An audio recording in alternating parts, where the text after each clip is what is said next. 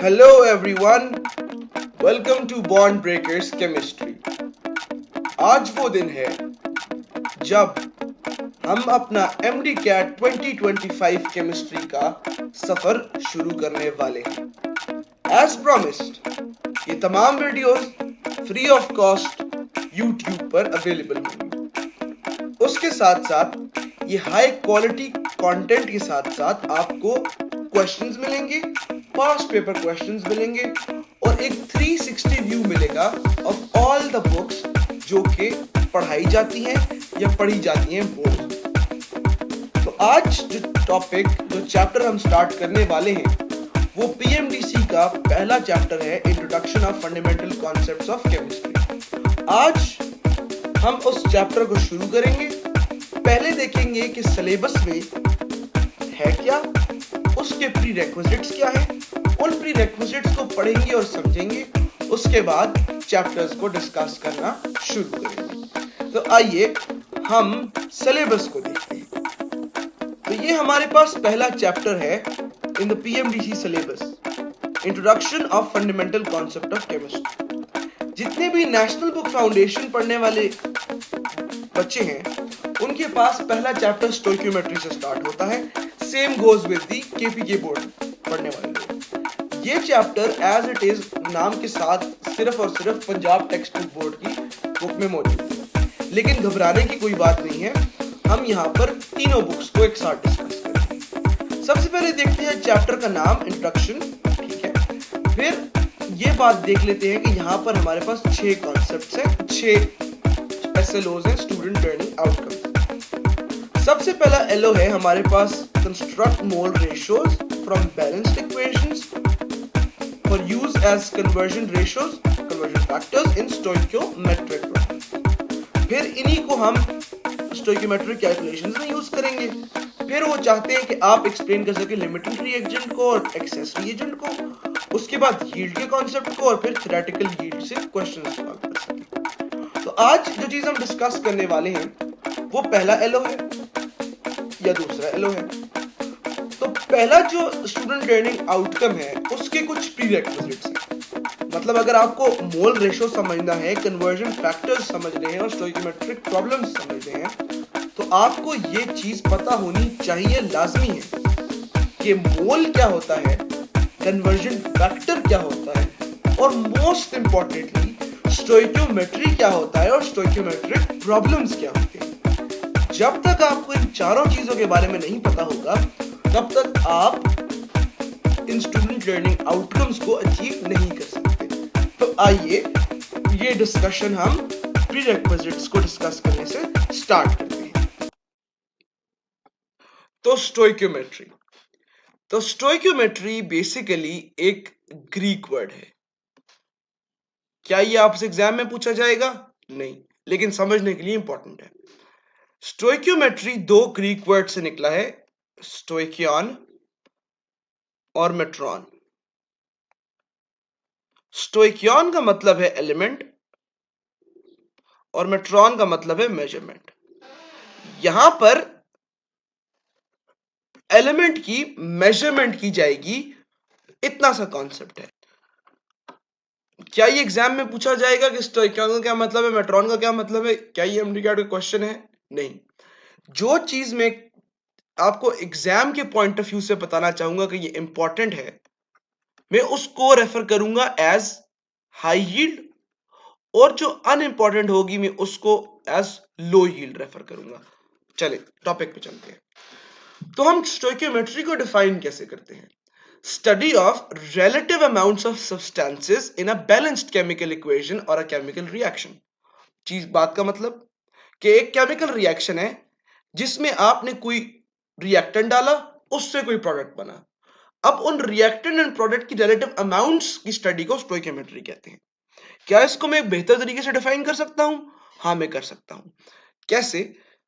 Quantitative relationship between reactants and products in a balanced chemical equation.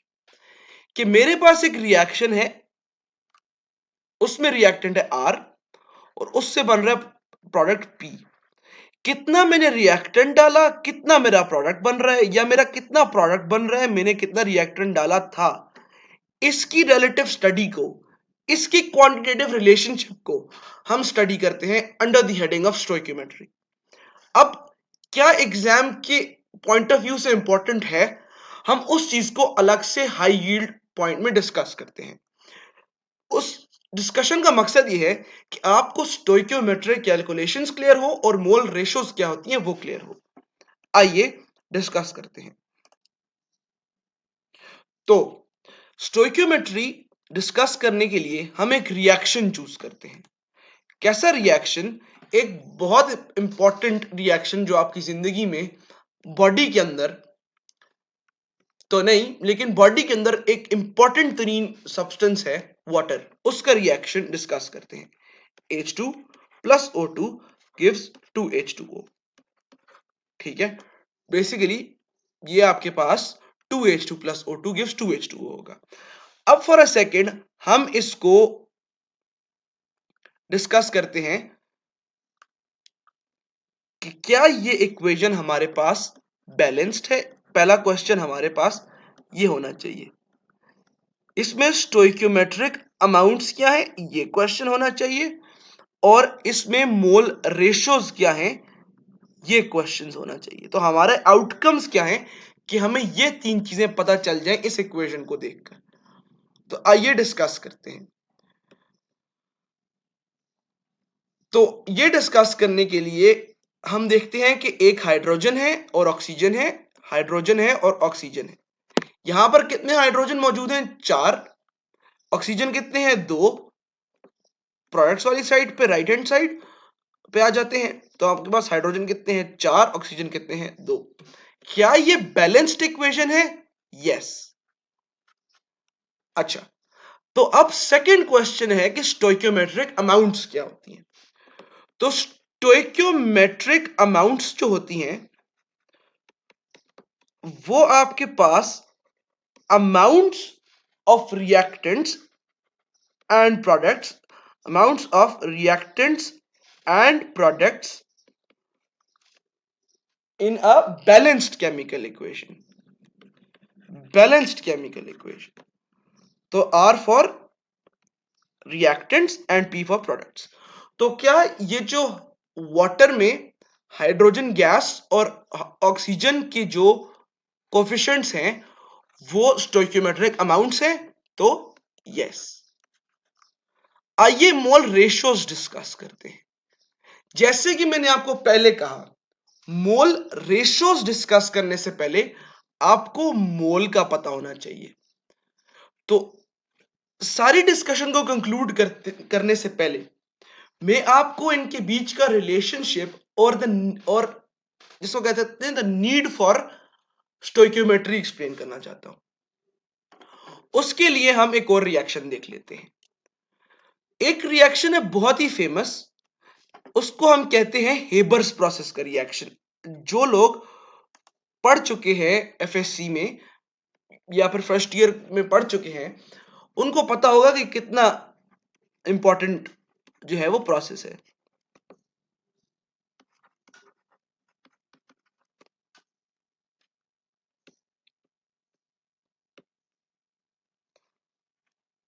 तो ये है आपके पास हेबर्स प्रोसेस।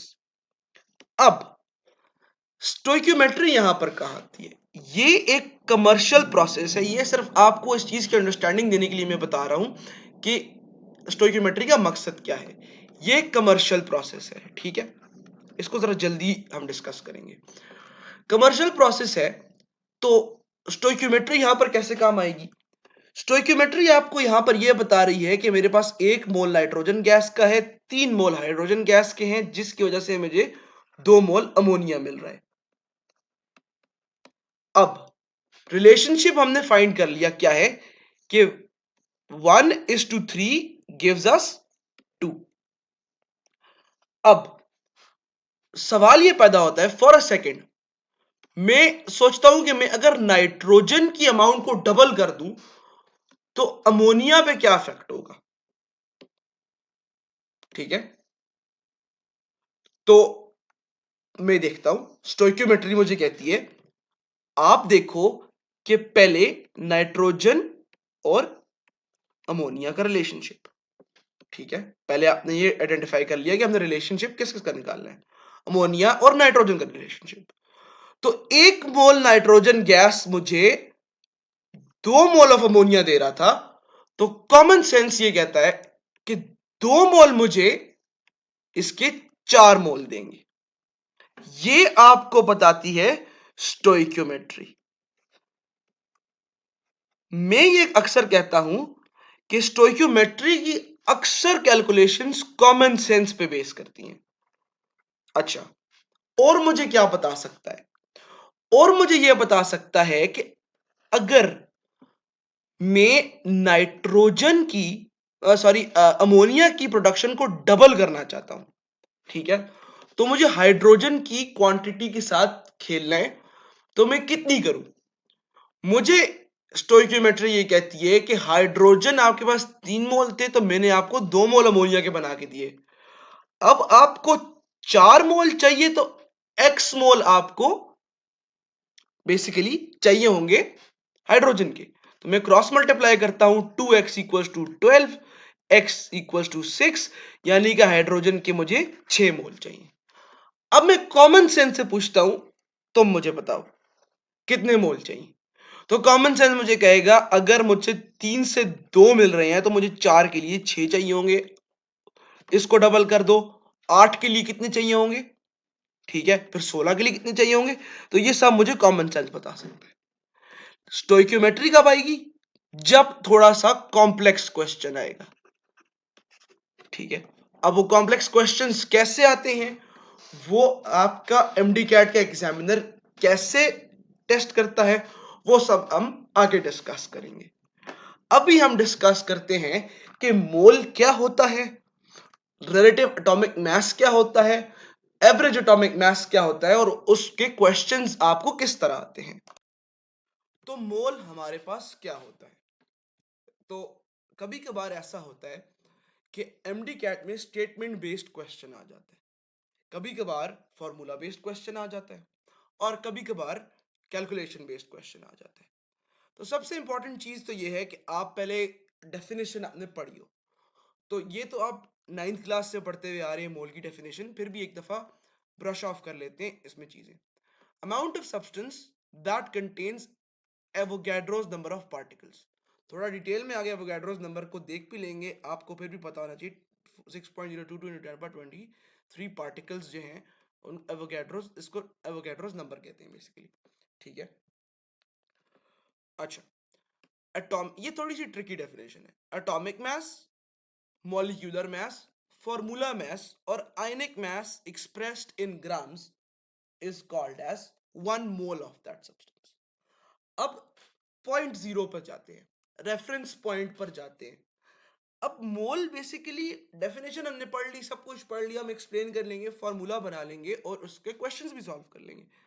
एक सिंपल बात आपको पता होनी चाहिए, बेसिक बात, आपको फाउंडेशन क्लियर होनी चाहिए। मेरा मानना है कि जब आपकी फाउंडेशन क्लियर होती है, आप कॉम्प्लेक्स क्वेश्चंस कर जाते हैं। तो मोल बेसिकली मेजर करता है अमाउंट को। कैसे? आपने सुना होगा 1 दर्जन अंडे ले आओ, 1 डजन ऑफ एग्स। आपके दिमाग में डजन सुनते साथ आता है कि ये 12 चीजें लाने को बोल रहे हैं, ठीक है। आप सुनते हो कि 1 kg 1000 ग्राम लाने को बोल रहा है। इसी तरह मोल भी एक यूनिट है कि अगर आपको कोई मोल बोले, तो पहला जो नंबर है, पहली जो चीज आपके दिमाग में आनी चाहिए वो एवोगैड्रोस नंबर है, सिंपल। दूसरी चीज, mole is a counting number. आपके पास जो सब्सटेंसेस होते हैं, आप उनको डजन्स में, केजीज में, लीटर्स में, चलो लीटर्स और केजीज में कभी कर सकते हैं, लेकिन क्वांटिफाई करने के लिए जो आपके पास यूज होगा वो हमेशा मोल यूज होगा। आगे बात करते हैं, ये जो मैंने डेफिनेशन लिखी है, एटॉमिक मास, मॉलिक्यूलर मास, formula mass और ionic mass expressed in grams is 1 mole of substance. उसको क्लियर कर लेते हैं. उसके लिए एक एग्जाम्पल है जिसको पढ़ना, जिसको समझना कोई मुश्किल चीज नहीं है, लेकिन हम फिर भी एक दफा डिस्कस कर लेते हैं. अगर मुझे कोई कहे कि आपके पास 1 मोल ऑफ ऑक्सीजन है, गौर कीजिएगा, ऑक्सीजन है, ठीक है, ओ, तो आपको दिमाग में आना चाहिए कि ऑक्सीजन का मॉलिक्यूलर मास क्या है. तो आपको समझ आएगी ये 16 ग्राम ऑफ ऑक्सीजन की बात कर रहा है. तो मैं आपसे पूछूंगा कि इसमें एटम्स कितने देखे, क्योंकि ये एटॉमिक ऑक्सीजन की मैं बात कर रहा हूं. तो आपको समझ आएगा कि मुझे ये एवोगैड्रोस नंबर ऑफ एटम्स की बात कर रहा है. आगे मैं इसको रेफर करूंगा एज Na. फिर अगर मुझसे कोई पूछे कि 1 मोल ऑफ ऑक्सीजन गैस, तो आपको समझ आना चाहिए कि 32 ग्राम्स ऑफ ऑक्सीजन गैस की बात करें और ये एवोगैड्रो नंबर ऑफ मॉलिक्यूल्स की बात कर रहे हैं. ठीक है. अगर मुझसे कोई कहे मॉलिक्यूल्स, एक फार्मूला यूनिट देख लेते हैं.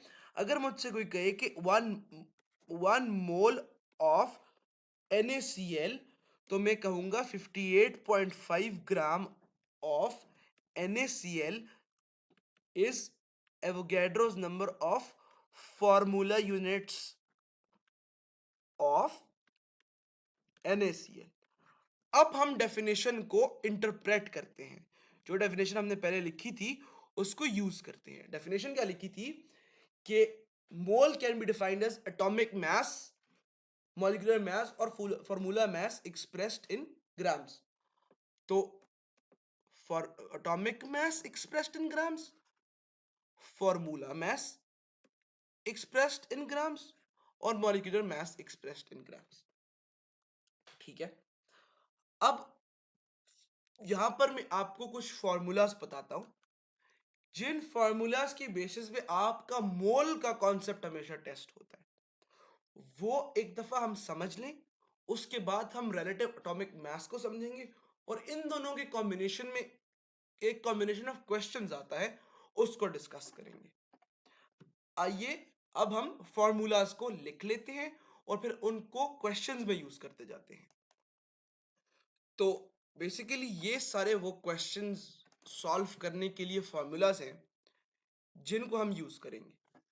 मैं ये चाहता हूं कि आप इन सब फॉर्मूलाज को एक जगह नोट डाउन कर लें, ताकि आपको जब भी क्वेश्चन मिले तो आप इन फॉर्मूलाज को यूज करके क्वेश्चन सॉल्व करते जाएं. एक और कॉन्टिन्यूअस इक्वेशन में लिखना चाहता हूं जिससे आपको समझ आए कि हमने क्वेश्चन सॉल्व कैसे करने हैं. ये इक्वेशन में पहली equation given mass divide by molar मास को आगे बहुत दफा यूज करूंगा, लेकिन मैं एक दफा चाहता हूं कि आप भी जो मैं इक्वेशन लिख रहा हूं इसको अपने नोट्स में नोट डाउन करें, ताकि फिर हम लोग इसको यूज करते हुए आगे क्वेश्चन सॉल्व करें. तो पहली इक्वेशन जो मैंने लिखी है वो है mole equals to given mass divided by molar mass, m/m, बचपन से पढ़ते आ रहे हैं. Given atoms divided by Avogadro's number, volume divide by molar volume, mole देता है आपको. ये एक चौथी जो इक्वेशन है थोड़ी ट्रिकी है, ये आइडियल गैस इक्वेशन से डिराइव्ड है. जिन लोगों ने FSC पढ़ी हुई है उनको ये बात याद होगी कि PV इक्वल्स टू nRT एक इक्वेशन पढ़ी थी, उससे हमने डिराइव किया. अब हम आगे चलते हैं. अब हम क्वेश्चंस को डिस्कस करते हैं. ठीक है. मैं क्वेश्चंस लिखूंगा और उनको साथ सॉल्व करते हैं. तो ये मैं आपको 4 क्लासेस में क्वेश्चन कराऊंगा: basic, tricky, advanced and past question. ठीक है. तो सबसे पहले आप डिस्कस कर लेते हैं इस क्वेश्चन को. क्वेश्चन कहते हैं how many moles are present in 4.4 gram of CO2. अब आज आप ये सीखिए कि किसी एक क्वेश्चन को अप्रोच कैसे करना है. तो आपसे पूछा क्या हुआ है, मोल्स मांगे हुए. ठीक है, मोल्स मांगे हुए. दूसरे नंबर पे आपको क्या दिया हुआ है, गिवन मैस कितना है, 4.4 ग्राम। मांग आपको मिला क्या है, मॉलिक्यूल मिला हुआ है जो क्या है, CO2। ठीक है, पीछे मैंने आपको एक, अब इसमें फॉर्मूला कौन सा यूज होगा, पीछे मैंने आपको एक लिस्ट ऑफ फॉर्मूलाज लिखवाई थी, उसमें से अगर आपको पहला फॉर्मूला याद हो जो कि कहता है moles equals to given mass divide by molar mass. इस दफा मैं पूरी इक्वेशन लिख रहा हूं, आइंदा मैं इसको m/m लिखूंगा। तो इस सब में आपको क्या नहीं पता, m नहीं पता। मोलर मैस निकालने का तरीका यह है कि आप इंडिविजुअल मैसेस को ऐड करेंगे, सिंपल। ठीक है, मैंने नीचे आपको ऑक्सीजन का तो लिखवा दिया था, 32 O2 है क्योंकि, और कार्बन का होता है 12, तो ये हो जाएगा 44। ठीक है, अब इस सब डाटा को, सारे के सारे डाटा को मैंने सिंपली क्या करना है, मैंने सिंपली इस फॉर्मूला में डालना है। ठीक है, तो moles given mass 4.4 divided by molar mass 44। तो सिंपल, अगर मैं 4.4 को 10 से मल्टीप्लाई करूं तो एक डेसिमल उधर चला जाएगा। ठीक है, तो ये हो जाएगा 1/10, ये हो जाएगा 0.1 मोल्स, सॉरी 0.1 मोल्स। इसका आंसर है यहां पर बी। अब अगर मैं एक एस्पिरेंट हूं जिसने अच्छी तैयारी की है, क्वेश्चन सॉल्व किए हैं, काफी कुछ किया है, तो मैं एक स्ट्रेटजी यूज करूंगा। ये स्ट्रेटजी किफायतुल्लाह सर की है, जो एक बड़े पुराने टीचर हैं केमिस्ट्री के। All all at once data. ठीक है, all at once data strategy का नाम है। अब मेरे क्वेश्चन ये आपको आहिस्ता आहिस्ता आएगी टाइम के साथ साथ, अभी सिर्फ आपने देखना है कि मैं कैसे करता हूं। हाउ मेनी मोल्स, मोल्स आ गए n, are present in 4.4 gram of CO2, 44। ठीक है, 4.4 ग्राम ऑफ CO2। मैंने क्या किया, मैंने ये सब डाटा लिखने के बजाय दो चीजें लिखी, 4.4 44 1/10, ये 0.1, 3 सेकंड में, 4 सेकंड में आपका क्वेश्चन हो गया। ये आपका लेवल 1 का MCQ। अब लेवल 1 का MCQ ही मैं डिस्कस करता हूं एक और, ताकि आपको सॉल्यूशन करना है। तो ये फिर एक लेवल 1 का क्वेश्चन है जो कि बहुत इजी है।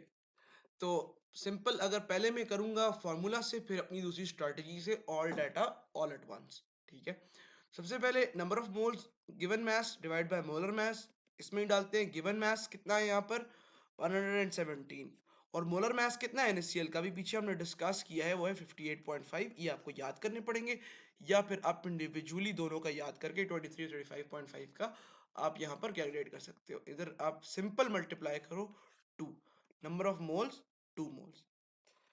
हमेशा याद रखिएगा, आपको एंट्रेंस टेस्ट के एग्जाम्स है चाहे जितने भी हैं, आपको होल नंबर्स में कैलकुलेशन दी होगी। आपको आपकी कैलकुलेशन हमेशा आनी ही आसान है, ये रूल है। अगर आपकी कैलकुलेशन मुश्किल हो रही है तो इसका मतलब है कि आपका कैलकुलेट करने का तरीका गलत है, रादर देन कि सवाल मुश्किल है। ये लाजमी याद रखना है आपने। All data all at once, how many moles of NaCl are present in 117 gram of substance. ठीक है, मेरे पास दो चीजें, NaCl और 117 ग्राम। मेरे दिमाग में आ गया 58.5 और यहाँ पर आ गया 117, दो ही चीजें टोटल मुझे गिवन है। मैं क्या करता हूँ, all data all at once, क्या आया 117 58.5 कट के दो, 2 मोल्स इज द आंसर। ठीक है, अब तीसरा जो क्वेश्चन मैं आपको कराऊंगा वो लेवल 3 का क्वेश्चन होगा। ठीक है, लेवल 2 का क्वेश्चन होगा और तीसरा क्वेश्चन होगा। बात कर लेते हैं नेक्स्ट क्वेश्चन में। तो ये आपके पास एक लेवल 2 का क्वेश्चन है कि हाउ मेनी मोल्स, ये ऑफ ऑक्सीजन है क्वेश्चन में, of oxygen are present in 25 gram of CaCO3। ठीक है, अब इस क्वेश्चन को सॉल्व करने के लिए आपको एक फॉर्मूला आना चाहिए, प्री रेक्विजिट है इसका formula. Mole equals to mass divide by molar mass multiply by atomicity. ठीक है, एटॉमिसिटी, ठीक है, mole of atom in a molecule, क्योंकि ये मॉलिक्यूल में है। ठीक है, ये पूरा एक फॉर्मूला है और इससे हम सॉल्व कर लेते हैं। तो ये n हो गया, पूरा कितना है, ये मास कितना है 25। आइए इसका मोलर मास फाइंड करते हैं। मोलर मास कैल्शियम का होता है आपके पास कितना, 40। ठीक है, कैल्शियम का कितना होता है आपको, आपके पास 40। और अब हम बात करते हैं कार्बन की।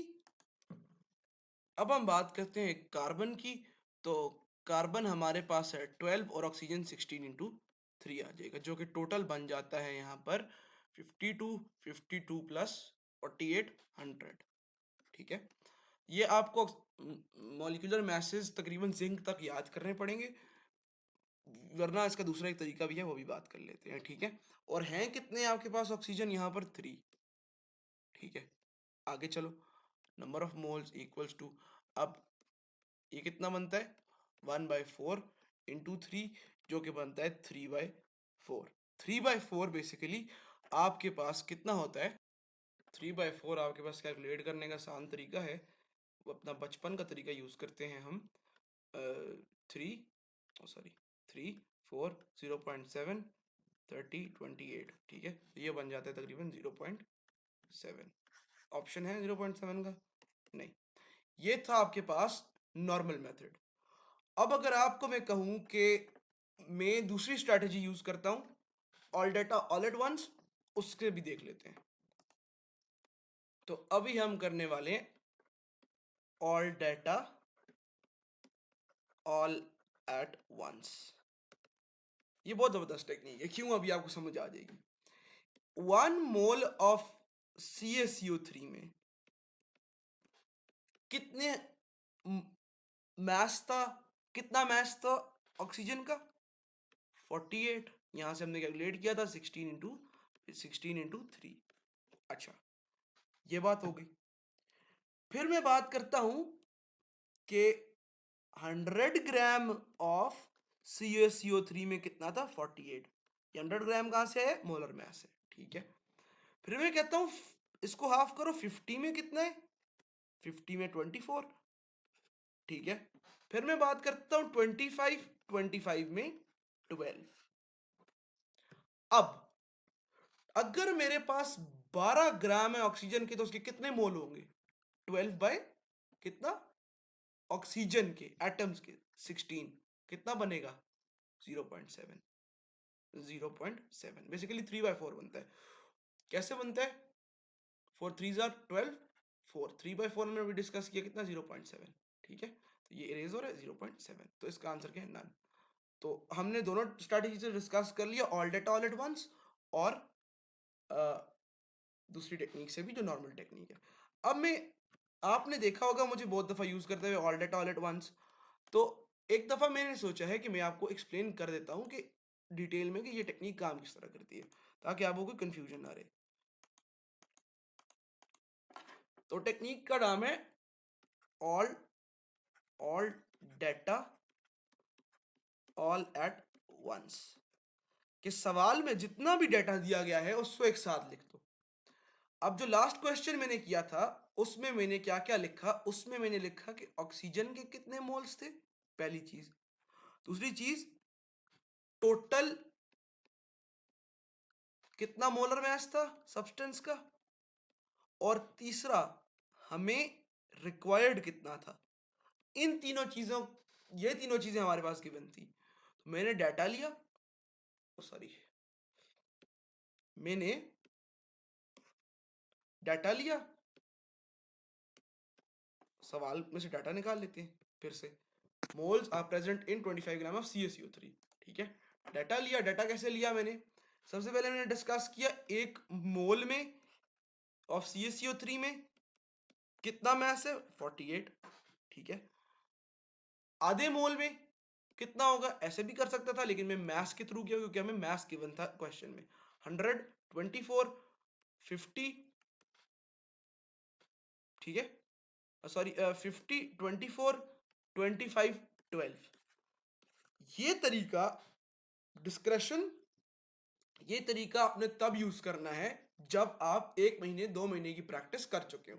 बस आपने मेरे साथ साथ सिर्फ आपने ये क्वेश्चन पेपर पे नोट्स में करना है और साथ समझना है कि मैंने कैसे किया है। नॉर्मल तरीके से लाइन लगाएं, नॉर्मल तरीके से लिखें, लाइन लगाएं और फिर all data all at once से लिखें। तो ये आपके पास आ गया अगले लेवल का क्वेश्चन जो कि एडवांस्ड है, और इसके बाद एक पास पेपर का क्वेश्चन करेंगे। क्वेश्चंस करने इसलिए ज़रूरी है कि आप पूरी थ्योरी पढ़ लें, सब कुछ पढ़ लें, तब तक कोई फ़ायदा नहीं है जब तक जिस तरह का सवाल पेपर में टेस्ट हो सकता है वो 360 व्यू में आप सब कुछ ना देख लें, तब तक फ़ायदा नहीं है क्वेश्चंस करने का। अच्छा, how many moles of oxygen atom are present in 24.5 gram of H3PO4। मैंने आपको पहले फॉर्मूला बताया था, दोबारा कर लेते हैं। Mass divide by molar mass multiply by atomicity के कितने एटम्स हैं, ठीक है। सबसे पहले मास हमें पता है 24.5 है, तो इसका देख लेते हैं कि वो कितना है।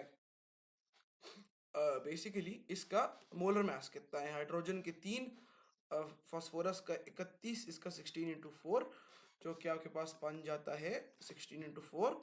ये टोटल आपके पास बन जाता है approximately 98 gram, if I am not wrong, ठीक है। 98 ग्राम बन जाता है। 16 × 4, 4 2 64, यस, ठीक है।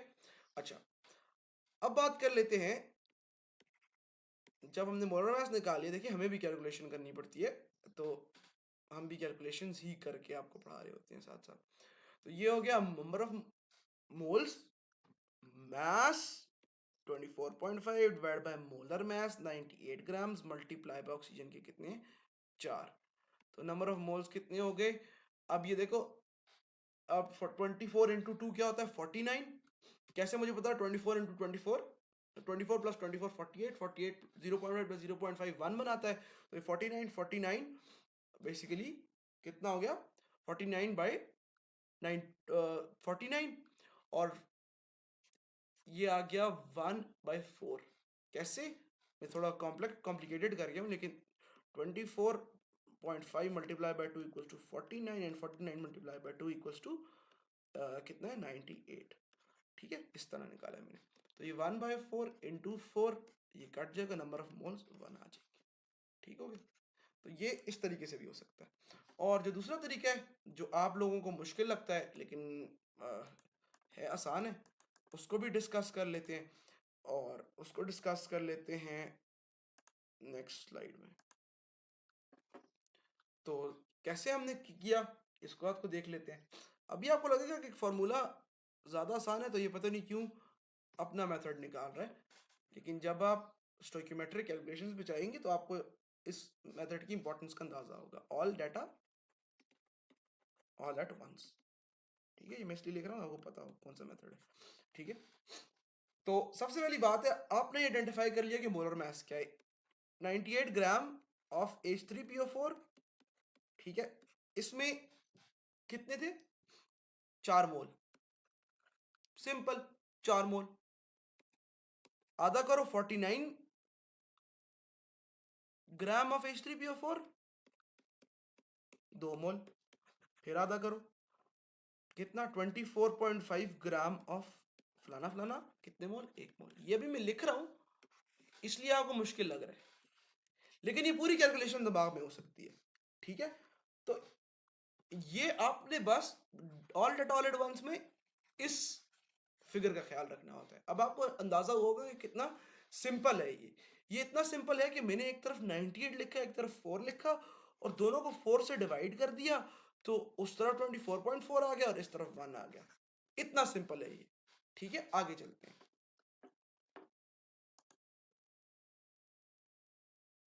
तो मुबारक हो, आप क्लास 4 तक पहुंच गए हैं ऑफ क्वेश्चन सीरीज, जो कि आ गया पास्ट पेपर क्वेश्चंस। ये क्वेश्चन जो है ये आपका लिया गया है यूएचएस एमडी कैट से, तो थोड़ा सिंपल है। यूएचएस के क्वेश्चन थोड़ा ये वाला सिंपल है, लेकिन क्योंकि पास्ट पेपर का क्वेश्चन है तो इसको रिस्पेक्ट दें आप, ठीक है, क्योंकि इन्हीं की बेसिस पे आपके पास नए क्वेश्चंस बनते हैं। तो सॉल्यूशन निकालने की कोशिश करते हैं। अब कहता है कि number of moles in which CO number of moles of CO2 which contain 16 gram of oxygen, ठीक है। मतलब कहने का इसका ये है कि CO2 के कितने मोल्स होंगे जिसमें 16 ग्राम ऑफ ऑक्सीजन होगा। बहुत सिंपल क्वेश्चन है कि एक मैं इसको सॉल्व करता हूं all data all at once से पहले, फिर आपके कन्वेंशनल मेथड से। 1 मोल ऑफ CO2 में कितनी होती है ऑक्सीजन? 32 ग्राम, ठीक है। 0.5 में कितनी है? 16 gram. 0.5 all data all at once, ठीक है। अब अगर आप चाहते हो कि मैं इसको प्रॉपर उससे करूं, प्रॉपर टाइम लगाऊं मैं इस पे, इसको मैं प्रॉपर मेथड से करूं, तो ये बहुत मुश्किल हो जाएगा। तो I leave this question for you कि आप इसको दोनों मेथड से करके कंपेयर करें अपने नोट्स में लाइन लगा के, फिर मुझे बताएं कि कौन सा, नीचे कमेंट्स में बताएं कि कौन सा मेथड आपको ज्यादा आसान लगता है। अब हम चलते हैं अगले कॉन्सेप्ट की तरफ, जो कि है रिलेटिव एटॉमिक मास। तो बात कर लेते हैं रिलेटिव एटॉमिक मास की। रिलेटिव एटॉमिक मास क्यों डिस्कस करना इंपॉर्टेंट है? क्योंकि इससे पास्ट पेपर में क्वेश्चंस आएंगे, टू बी वेरी ऑनेस्ट। वरना ये एक बहुत बेसिक टॉपिक है जो कि आप 9 से पढ़ते हुए आए हैं, लेकिन फिर भी लोग इसमें गलती करते हैं, ठीक है। अब रिलेटिव एटॉमिक मास होता क्या है? लफ्स से आपको केमिस्ट्री में मेरा मानना यह है कि इस जो टर्म्स होती हैं, सॉरी, जो टर्म्स होती हैं, आपको उसमें आधे से ज्यादा मतलब क्लियर हो जाता है। Relative atomic mass, relative atomic mass का मतलब क्या है? रिलेटिव जो टर्म है ना, जब भी केमिस्ट्री में लगेगी आपको ये बात समझ जानी चाहिए, आपको ये बात समझ आ जानी चाहिए कि ये कंपैरिजन हो रहा है, ठीक है। केमिस्ट्री में क्या, आम इंग्लिश लैंग्वेज में भी ये कंपैरिजन ही होता है। अच्छा, कंपैरिजन हो रहा है, किसके साथ कंपैरिजन हो रहा है? कंपैरिजन आप याद रखिएगा हमेशा स्टैंडर्ड के साथ होता है, ठीक है, स्टैंडर्ड के साथ। आप नोटिस करते होंगे डेली लाइफ में कि माँ बाप अक्सर अपने बच्चों का कंपैरिजन करते हैं with other people, other children, ठीक है। तो हमेशा अच्छे वाले कजन के साथ या अच्छे वाले बहन भाई के साथ आपका कंपैरिजन हो रहा होता है। इसका मतलब है कि कंपैरिजन सिर्फ हायर स्टैंडर्ड वाली चीज से हो सकता है, ठीक है। तो केमिस्ट्री में वो स्टैंडर्ड हम लेते हैं कार्बन नंबर 12। कंपैरिजन है किस चीज का? एटॉमिक मास का। ये सब कुछ आपको मैंने इसके नाम से रिलेट करके बता दिया, ठीक है। डेफिनेशन इसकी बाद में करेंगे, डेफिनेशन होती रहेगी। Comparison of mass of an atom compared to the 1/12 part of the carbon 12, ठीक है। कार्बन 12 का 1/12 पार्ट, यानी कि मेरा कहने का मकसद यह है 4, बेसिकली ये अगर कार्बन 12 है ना, तो इसके 12वें हिस्से की बात हो रही है। फिर भी इसको आराम से समझेंगे, पहले डिफाइन कर लेते हैं, क्योंकि इसकी एक दफा मैं आपको बताता हूं कितनी इंपॉर्टेंस है इसकी। mass of an atom compared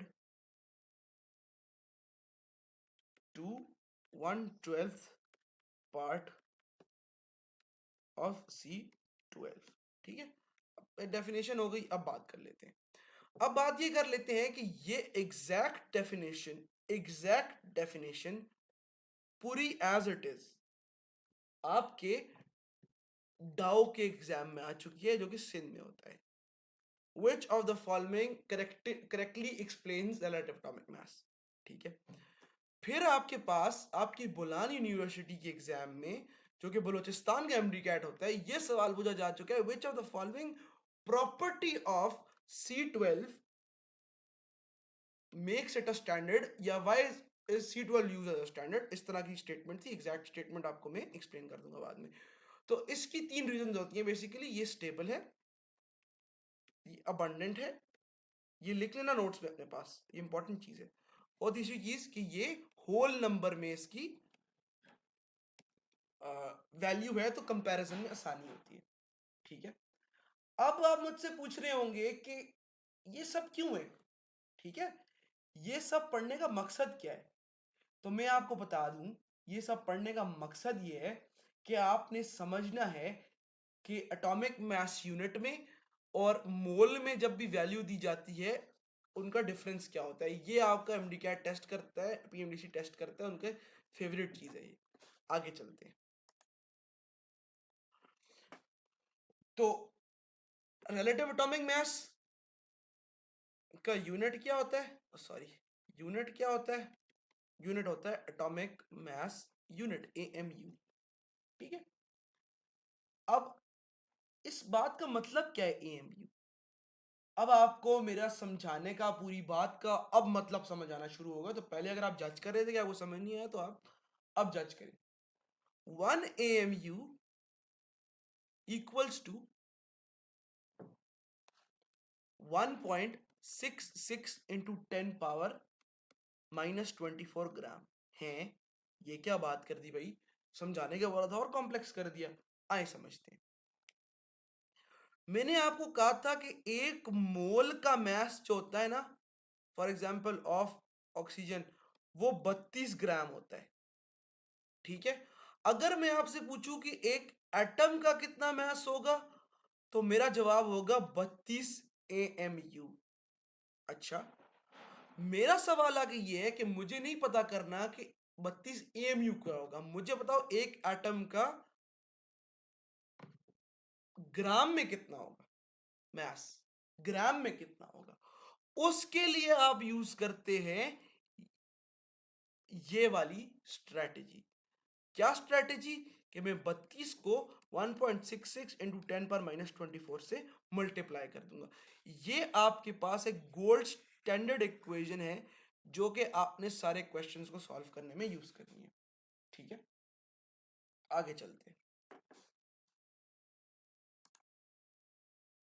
अगर आपको अभी तक की डिस्कशन समझ नहीं आई, तो इस फॉर्मूला ए से और इस क्वेश्चन से मैं आपको इंशाल्लाह पूरी इक्वेशन, पूरी चीज समझा दूंगा। What is the mass of a carbon atom? Mass of a carbon atom in grams। बहुत इंपॉर्टेंट चीज है। तो ऑप्शंस पे चलते हैं। ठीक है, ऑप्शंस पे चलते हैं। 12 AMU, हम बोलेंगे नो। अब मैं आपको ऑप्शन से समझाता हूं क्यों। क्योंकि ये एक सिंगल एटम का मास एटॉमिक मास यूनिट में दे रहा है भाई, ग्राम में नहीं दे रहा, ग्राम में नहीं दे रहा, एएमयू में दे रहा है। सेकेंड 12 ग्राम, नहीं भाई ये तो हो नहीं सकता, क्योंकि हमने पढ़ा है कि ग्राम जब भी लगाएंगे आप मोलर मास के साथ, तो वो 10⁻23 6.23 जो कि एवोगैड्रोस नंबर ऑफ पार्टिकल्स का मास है। क्या ये ऑप्शन हो सकता है, आई डोंट नो, क्या पता हो। मैंने आपको ये कहा था कि एक, सॉरी, मैंने आपको ये कहा था कि एक मोल ऑफ, अगर मैं कार्बन ले लूं, इधर से ही देखेगा, देखिएगा, 12 ग्राम पर मोल। अच्छा, अगर एक एटम ले लूं तो होगा 12 AMU। ठीक है, अब मैंने कहा कि मुझे एक एटम की, ऊपर देखिएगा, ऊपर लिख रहा हूं, एक एटम का चाहिए इसमें। तो मैं क्या करूंगा, मैं क्या करूंगा, मैं इन दोनों साइड्स पर Na डिवाइड कर दूंगा, जो कि एवोगैड्रोस नंबर है इस इक्वेशन में, ए इक्वेशन में। क्यों, क्योंकि मेरे पास 6, अब मैं इसको एक्सप्लेन करके लिखूं, 6.10⁻23 एटम्स का मास 12 ग्राम है। तो एक एटम का कितना होगा, एक एटम का कितना होगा, 6.02×10⁻23 एटम्स डिवाइड बाय सेम, यानी कि Na equals to 12 divide by Na। तो जो मेरे पास पिछला क्वेश्चन था उसका आंसर था बी। आज हम इस पूरी डिस्कशन को कंक्लूड करते हैं, क्योंकि ये 45 मिनट्स तक का लेक्चर हो गया है, तो इट्स अ लिटिल ड्रेनिंग। और अगली क्लास में हम स्टोइकियोमेट्रिक रेशियोज, मोल रेशियोज और प्रॉपरली कैलकुलेशंस में स्टोइकियोमेट्रिक कैलकुलेशंस के बारे में डिस्कशन करेंगे। तब तक के लिए मैं इजाज़त चाहता हूँ। अपना ख़्याल रखिएगा। ओके, अल्लाह हाफ़िज़।